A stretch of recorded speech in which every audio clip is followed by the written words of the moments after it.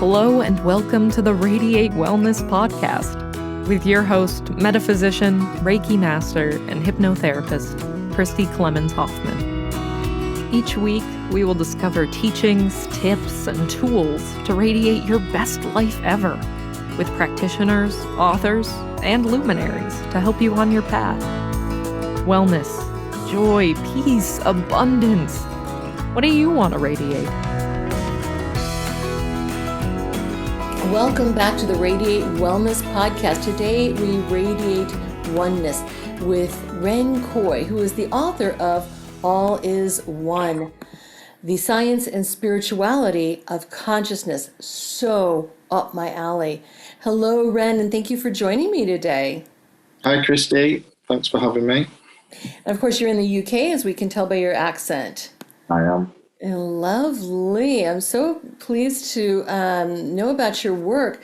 Science and spirituality of consciousness. My gosh, your materials say it's a conclusive definition of consciousness that might satisfy both the scientifically oriented and spiritually oriented reader. That is so interesting, right up my alley. All right, so let's start at the beginning. I don't know where to start, but maybe why you chose to write this book. So I wrote the book as a direct result of my daughter's birth. So when my daughter Alice was born in February 2020, I found myself within a couple of weeks of her being born in a position where I was at home all the time because of lockdown, because of the COVID-19 pandemic. So I was on paternity leave for a couple of weeks, and then I was literally straight into lockdown, and I never actually went back to work, as in physically in the office, for about 18 months. So during that time period, I'd already previously written 4 books and self-published those books. And I also used to host a podcast myself called Life in Recovery. And Life in Recovery podcast, I think I'd done 101 episodes, and it had come to kind of like a natural conclusion for me where I felt as though I'd kind of said everything that I wanted to say, and I really felt as though I needed a rest and a break from it and maybe go back to it in the future. But I was kind of like winding down, and then obviously the pandemic hit. And I'd also been working with a life coach, a guy called Dennis Berry, who's now a good friend of mine. And during my life coaching sessions, he kind of almost challenged me in a way to get this book written within X amount of months, and also to get it published, because I'd never had a book published before. So I'd previously self-published all my books, and I did really want to get a book published. It was kind of like on my bucket list, really.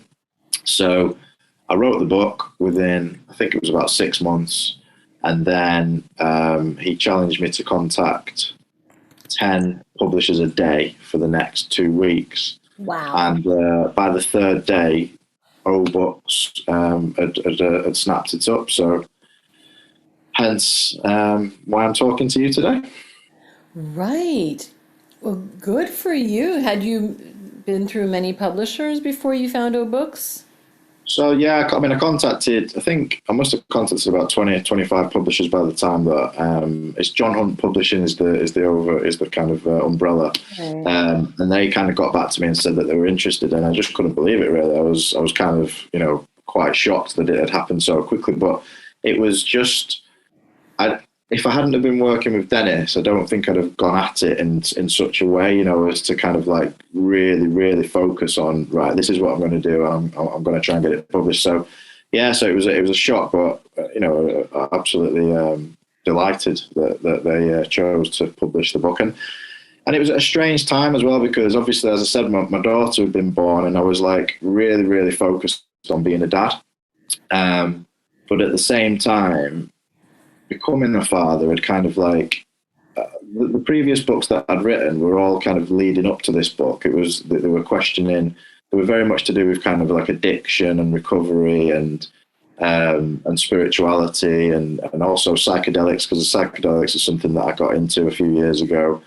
And because of all my experiences, I'm in recovery myself for over 11 years.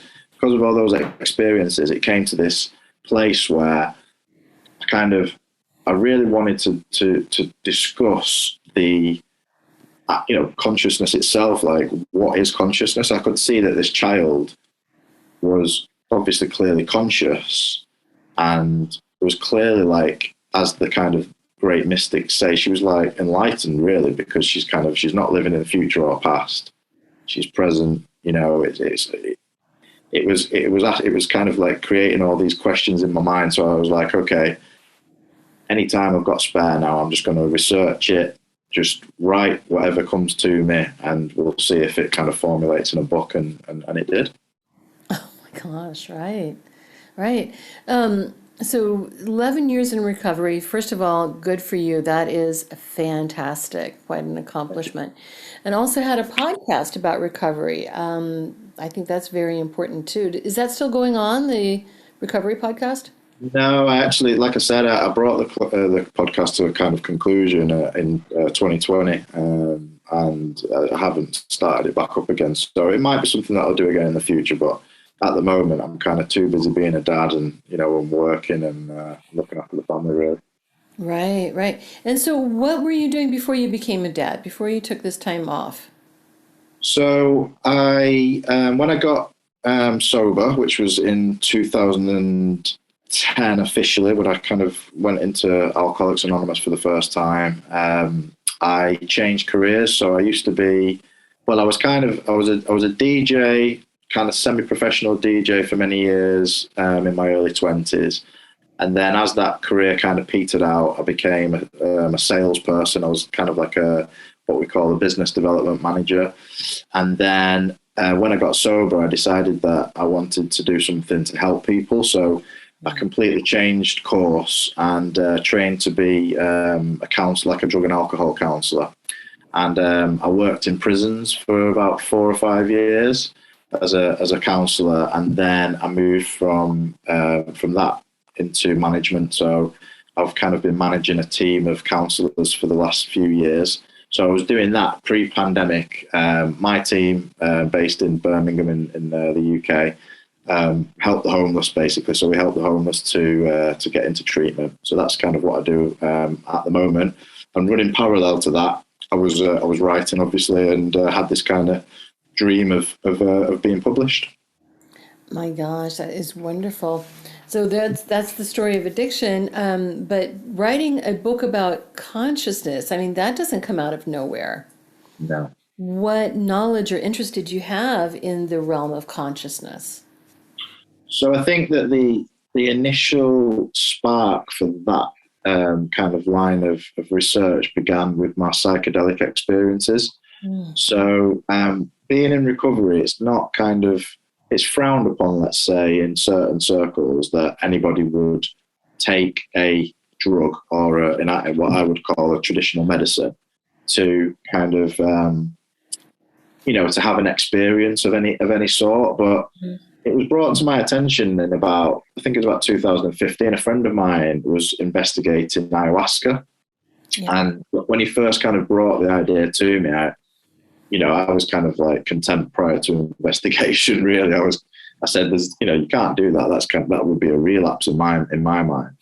But because I was writing this book, Addiction Prevention, I started to research all these different types of traditional medicines, and I could see that it was very much about investigating one's consciousness, and it was all about healing more than anything. So a few years later, after I'd written those books, I decided to take the plunge and try my own ayahuasca ceremony. So I went over to Spain, and the shaman of the Shipibo tribe from the Amazon had flown over to Spain to conduct this ceremony. And it was just a life-changing experience. And during the ceremony, when we went into the ceremony, they asked us to have 3 intentions, or a minimum of 3 intentions. So my first intention was to find out if my partner or my ex-partner and I were supposed to be together, because we'd recently split up.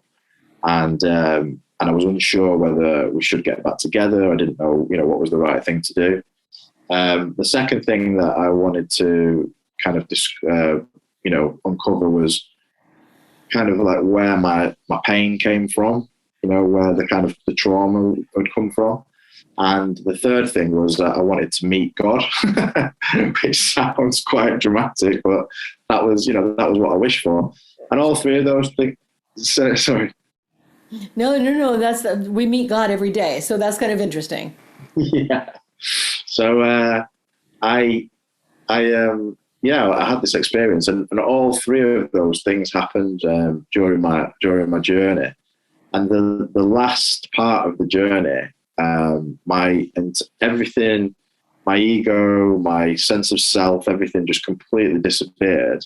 And I just became pure consciousness, like I was just myself, my inner being.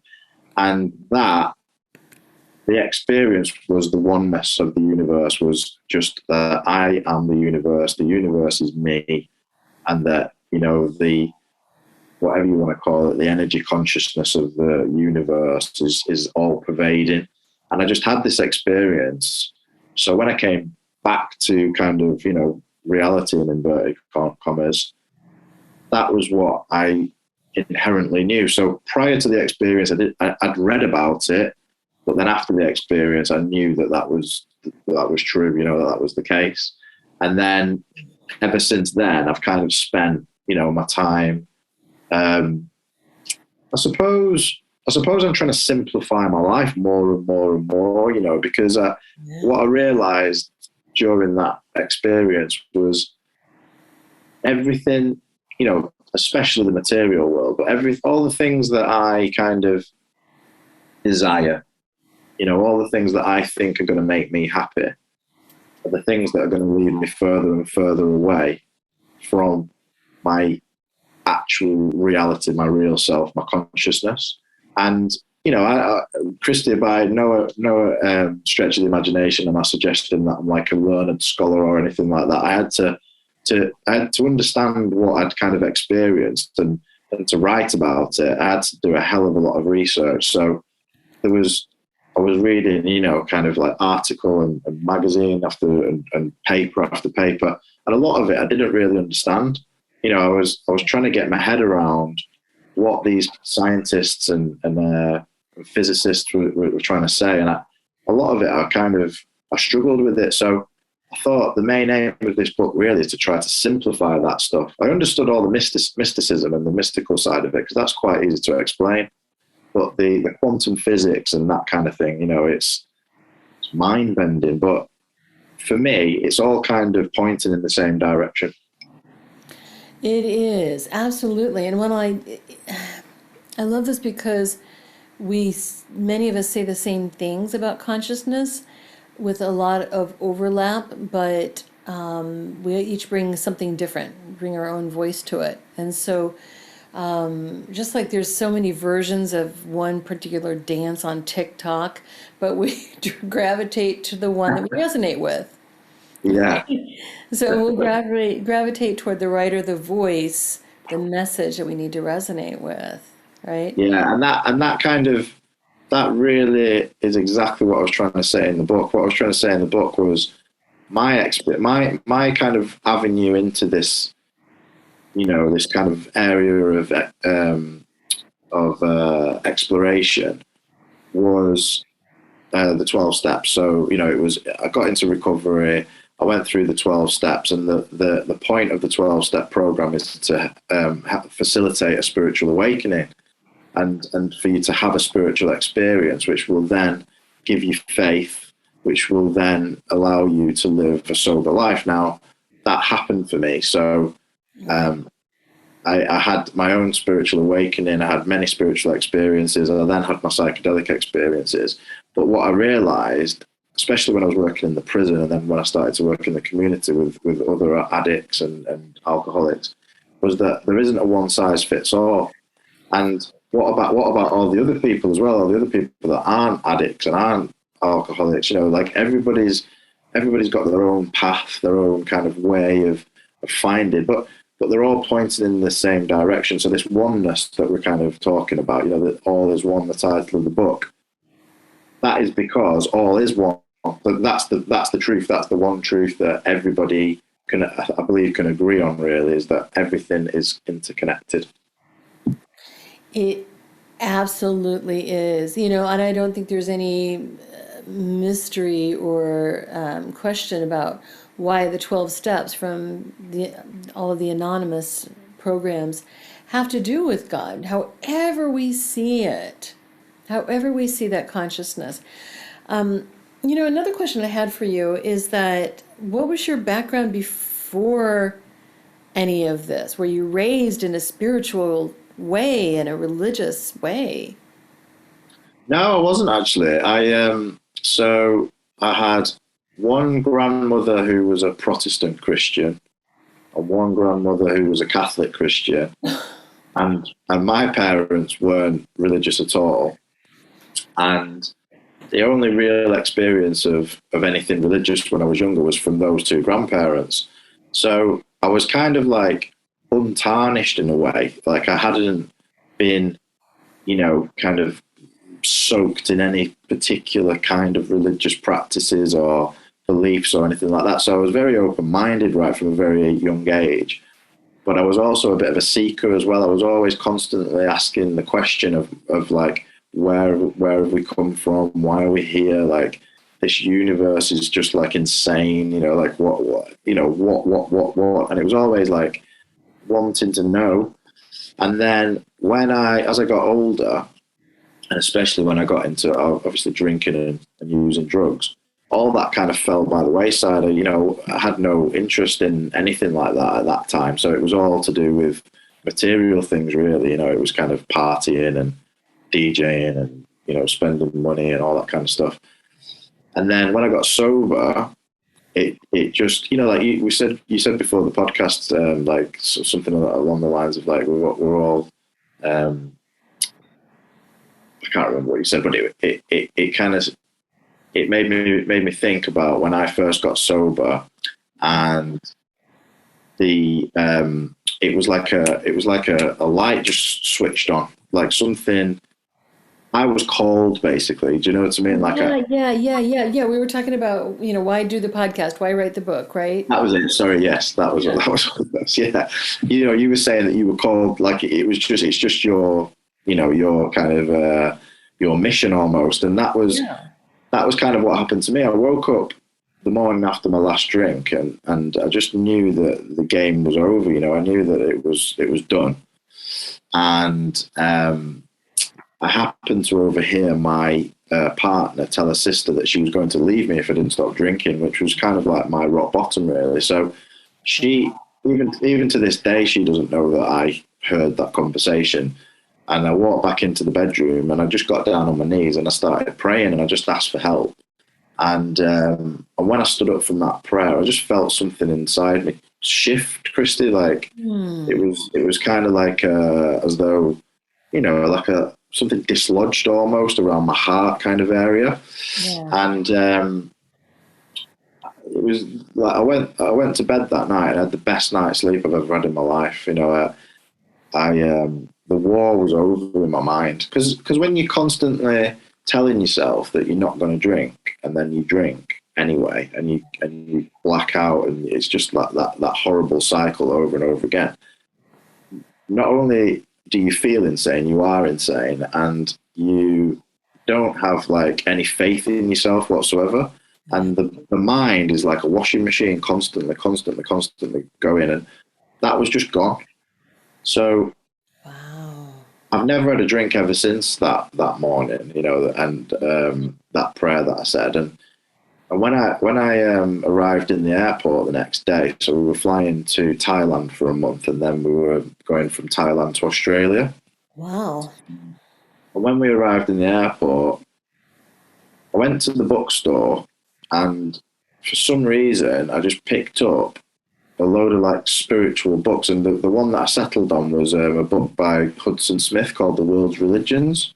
And I just read the book from cover to cover on the flight from the UK to Thailand. And by the time I'd reached the other side, I knew that something had happened. Like, I knew that like a miracle had happened.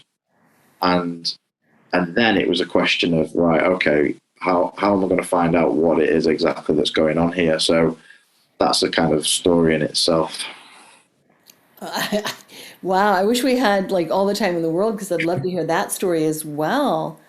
That had to be quite a revelation. So yeah, when we have these spiritual awakenings and these revelations, I've noticed even among my clients, it's like things change. Life changes. Did you know that Radiate Wellness is more than just a podcast? That's right. We're also a comprehensive, holistic wellness practice. Find out about our services, practitioners, and upcoming events at radiatewellnesscommunity.com. While you're there, visit our podcast page to read more about our great guests and even donate to the podcast. If you like our podcast, you can help in other ways as well, like subscribe or follow us wherever you're listening right now. Tell a friend, a family member, or a coworker about the great content you find here. And if you wouldn't mind, please give us a thumbs up, a 5-star rating, or a positive review. Sounds like a small thing, but it really helps. You might like to know about our Facebook communities while we're at it. We have a free community, the Radiate Wellness Community, on Facebook for news and great free content. Our subscribers group is Radiate You, as in the letter U, but also, well, you. There you'll find curated replays of past classes, guest interviews, and more. And now, back to our podcast and back to our guest. Right? People fall away. Things that you thought were important, no longer important. Things that you once believed, no longer believed. Right? How did your life shift around this? Well, it was a long, slow, gradual process, but basically it shifted from being a complete and utter materialist, self-centered, self-seeking, dishonest, and absolutely fearful person to being somebody who now I try to do things for other people as much as possible. Yeah. I've got a family now. I've got 2 stepchildren. I've got a 2-year-old daughter. I'm about to get married in a month. We were supposed to get married 2 years. So in the book, it actually says my wife, but she's not my wife yet, because the book got published after we were supposed to get married. So the wedding got put back twice. So yes, I'm getting married in a month. I've got a really responsible job. I've got a great relationship with my family and friends. And above all, I've got peace of mind. So there's been a complete and utter revolution in not only my thinking, but my outlook on life.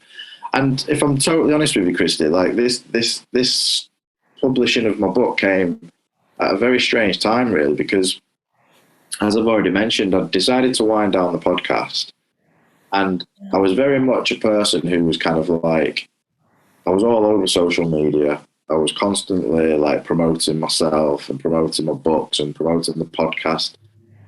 I just came to a place where I was like, this doesn't serve me anymore. Like, I just need to simplify my life. And I just want to concentrate on my family, and I just want to concentrate on, I'd also just started Brazilian Jiu-Jitsu as well, which I love, which is a fantastic is that thing capoeira? Is it Say capoeira? Again? Yeah. No, capoeira. Yeah. So I've never heard of that. Oh, it may be the same thing. It's like a martial art. It's almost like dancing. No, Brazilian Jiu-Jitsu is like, it's almost like a wrestling type of martial art. Interesting. Yeah. And it's just something that came into my life randomly. But now it's kind of like, the simplicity of my life is like Jiu-Jitsu, work, my family, and my recovery. And that's it, really. And I'm no longer kind of like, I think when I was younger, I always wanted to be famous, if I'm honest. Like, the reason why I started DJing was because I love music, but then it became that I just wanted to make a name for myself. And that kind of was fueled by the drink and the drugs. And then even when I was in recovery and I was writing the books, I think there was still something in my subconscious that was like, I needed approval. Yeah. And I just don't have that anymore. Like, fortunately for me, the light bulb has kind of like gone off that I don't need the approval of anybody to make me feel happy, which has been really important for me. So I'm kind of like, the position that I'm in now is like, this book's been released and I really do hope that it does well. Like a genuine, not for myself, for the publishers more than anything, but I'm not kind of seeking any personal fame or reward from it, if that makes sense. Does that? Oh, yes, totally. It makes sense. Just getting the message out and raising consciousness. I mean, that's what it's all about, it seems. Yeah, in fact, what did you want to do in this book that you had not in your other books? I've always wanted people to see my genuine belief is that science will one day prove what spirituality has been saying for thousands of years, which is that all is one, everything is interconnected. There is this spirit that is, whatever we want to call it, the consciousness of the universe. Everybody's got different names for it, but everybody talks about the same thing. Right. That science will essentially confirm that. And that is what I was driving at in the book. I was presenting as many scientific arguments that hold weight to prove, well, not prove because it's not proven yet, but to suggest that what all the mystics have been saying for thousands of years is exactly that. Beautiful. Absolutely beautiful. We talked about how, when we have this awakening, everything changes, everything shifts, things just cannot stay the same. And, you've got this new name that you're writing under. Why did you choose to do that, and how do you resonate with that? Initially, it was because I was in recovery, and one of the things about being in an anonymous fellowship is that they prefer you to remain anonymous. So, Right. at the level of press, radio, and films, it's something that most people adhere to. And whilst I was doing the podcast, so I decided to use a pseudonym, and the pseudonym Ren means love in Japanese, and is also the symbol of the lotus, and Koi is the symbol of courage, Yeah. and Ren also means clean as well in Swedish. So I've got a lot of tattoos, so I had a Ren tattoo and I had a Koi tattoo on my arm. So that put the two things together. I thought it sounded like a good name, so that was where the name came from, and that then enabled me to do things under this anonymous name. So I wrote the books under Ren Koi, and I also started the podcast under Ren Koi. But then I met a few people throughout the podcast who were just doing everything under their own name, and they just kind of said to me, "Look, we live in a different time now, and anonymity. The reason why anonymity was so important back in the 1930s was because everybody knew everybody in these close communities, and if you were deemed to be an alcoholic, it might not look so favourably. And also, people on the national stage, if such and such a person who was famous declared that they were in recovery and then got drunk, that might look bad on the fellowship. So I took all that on board, and I actually decided to go with my real name, and I did that for a while. But this book had already been written under Ren Koi, so I was umming and ahhing over whether to just go under my real name, and then I thought, well, if I am kind of winding things down and this book does do well, then I won't be bringing my fellowships into any kind of limelight. Do you know what I mean? If that makes sense. Yeah, absolutely. That gets a little tricky, changing names and changing personas, like changing branding. It's a process and everything. And your other books too. The other books that you've got are about recovery, at least two of them.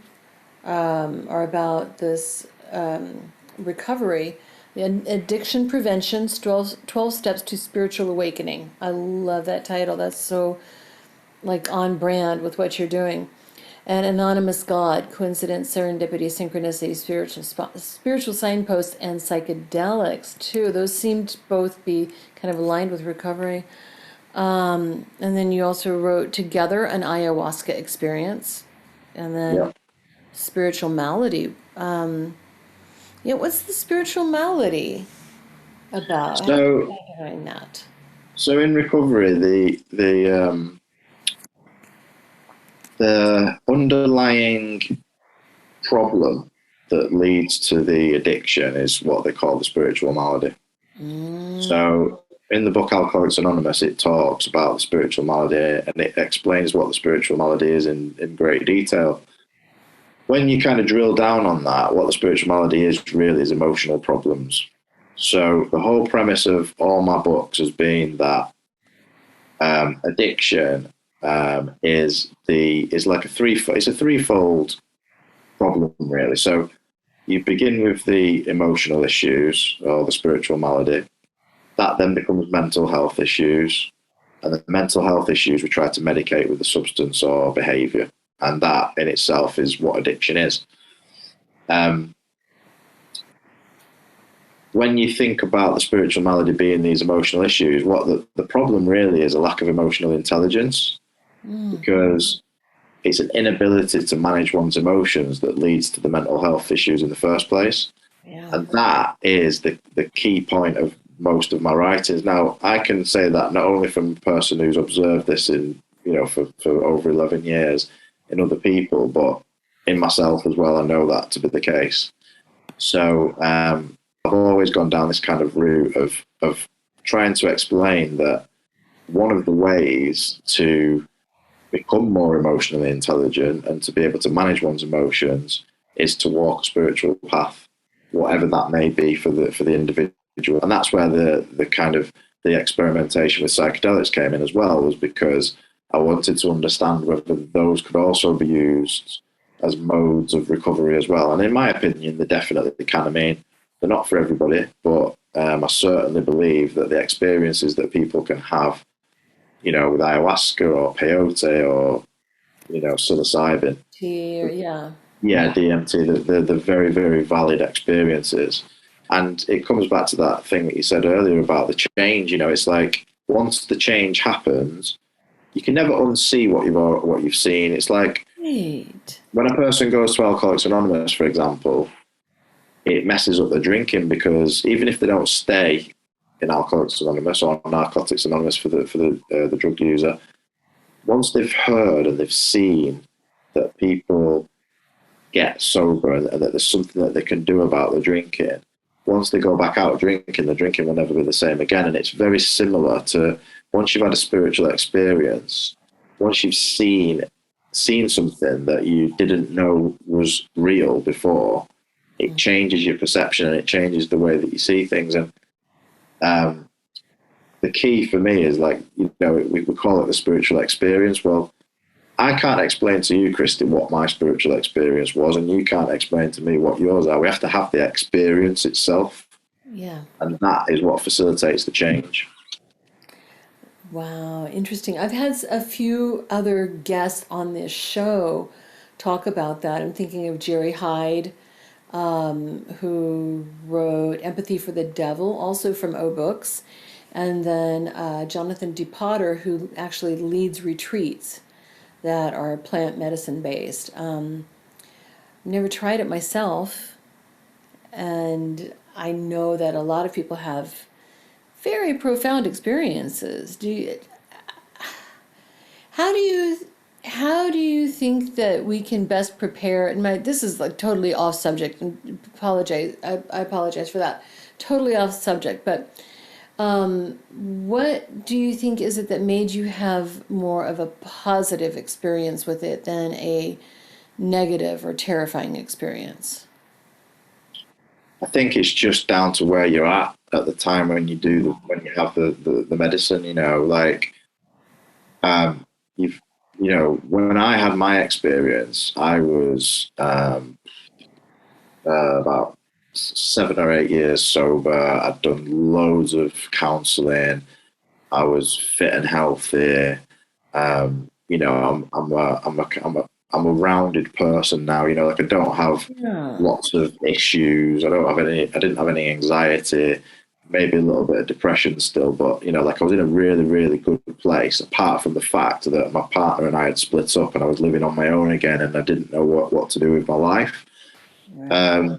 So I think that funnily enough, there was a guy after my experience, because I was on social media at the time. I was kind of raving about my experience on social media, and this guy contacted me, and he said, "I've read your reviews," and he said, "And I'm thinking about going and having this ayahuasca experience myself." And I said, "Cool." I said, like, I can't recommend it enough. It was amazing. Da da da da da. Anyway, he went a few weeks later, and he had the worst experience of his life.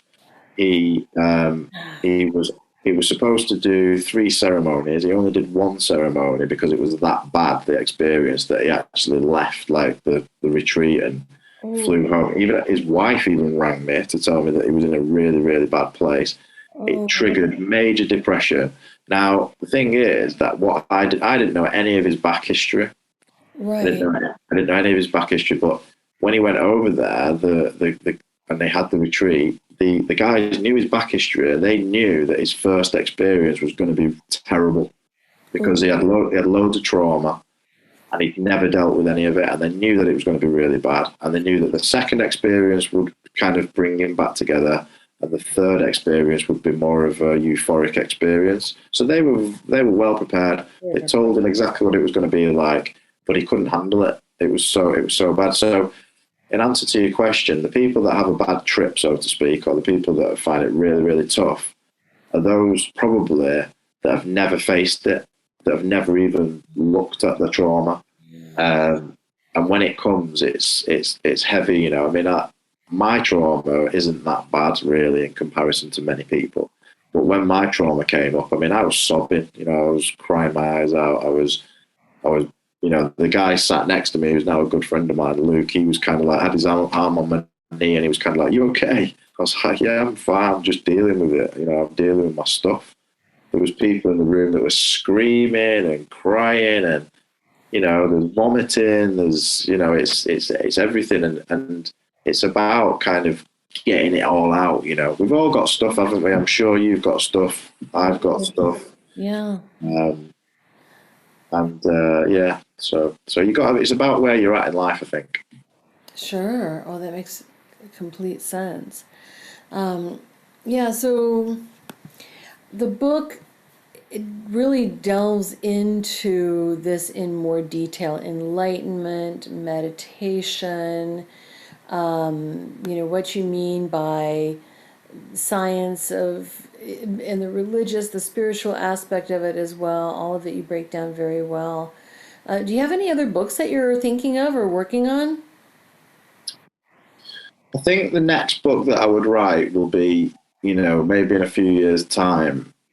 It would, because I did an interview recently last week, and he asked me the same question actually, and I said I'm not really thinking about writing another book. And then when I left the interview, it then started me thinking about, if I was to write another book, what would it be? And I think it would be about the experience of being a father. Like how this experience is changing me, and my experience of like simplifying everything, because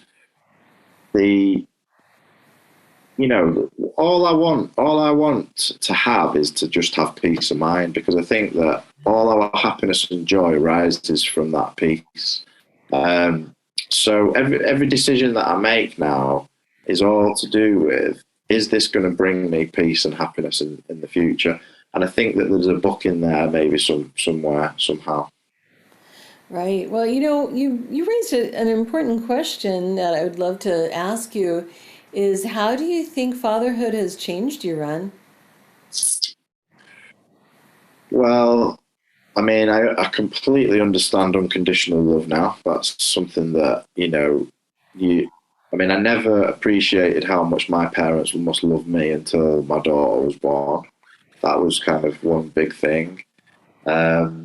I, as I said earlier, my kind of like selfish desires, like anything that was really important to me that I thought, I need to do this because this will bring me some sort of happiness. That's just kind of gone by the wayside now because really my main kind of function in life is to ensure that Alice is happy. So, that's kind of it really.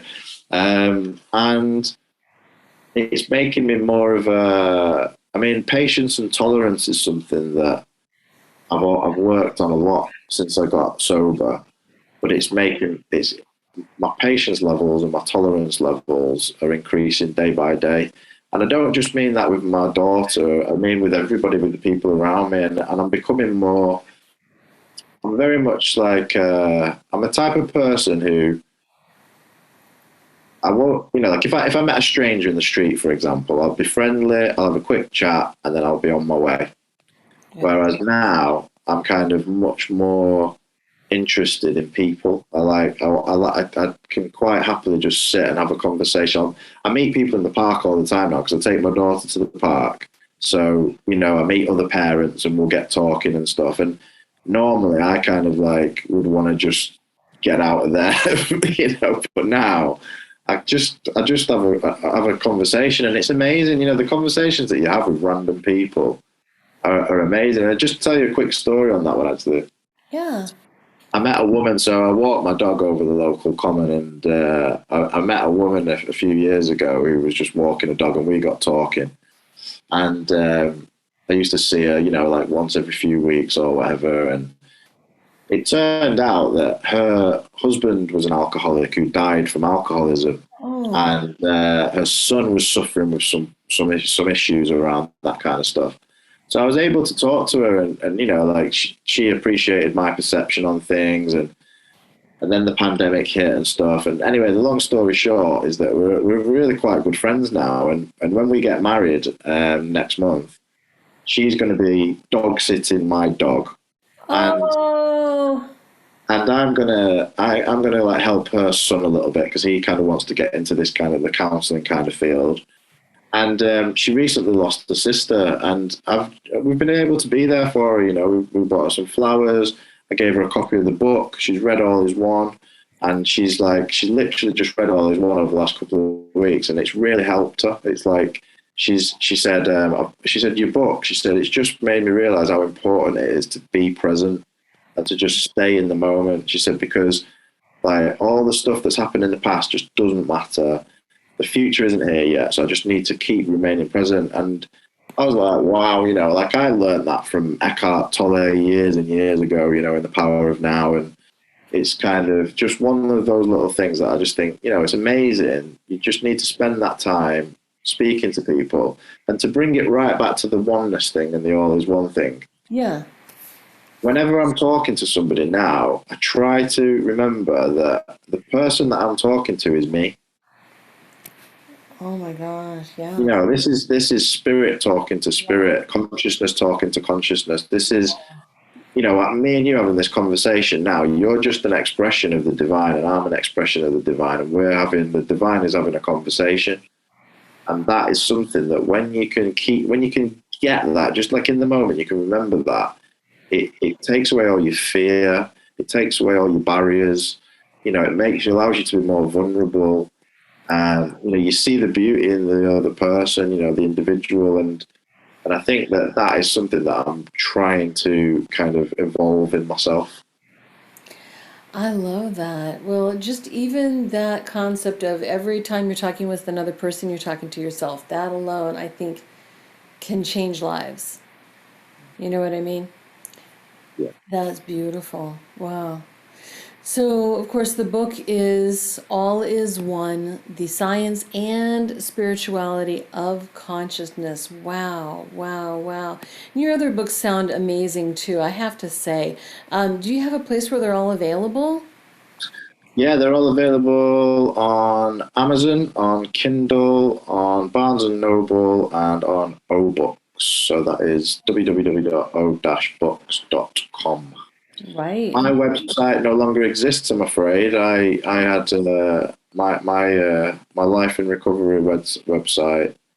I've let it go. Like I said before, I've let everything go. So the books are all available at the usual places. Right, right. Wherever fine books are sold, as they say. Yes. Yes, wonderful. Well, I would love to see pictures of Alice. She sounds awesome. Of course, It is. being a mom, I always love to see people's kids. But Ren, thank you so much for sitting down and talking with me today. It's been really enlightening and lovely, and I appreciate the time that you spent in that. Thank you too. I really appreciate it, Christy. It's been a pleasure. Yeah.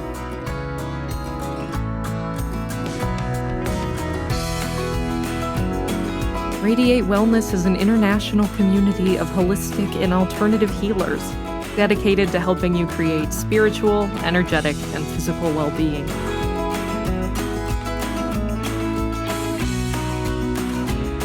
To learn more about our practitioners, services, classes, and events, or to schedule an appointment, visit us at radiatewellnesscommunity.com.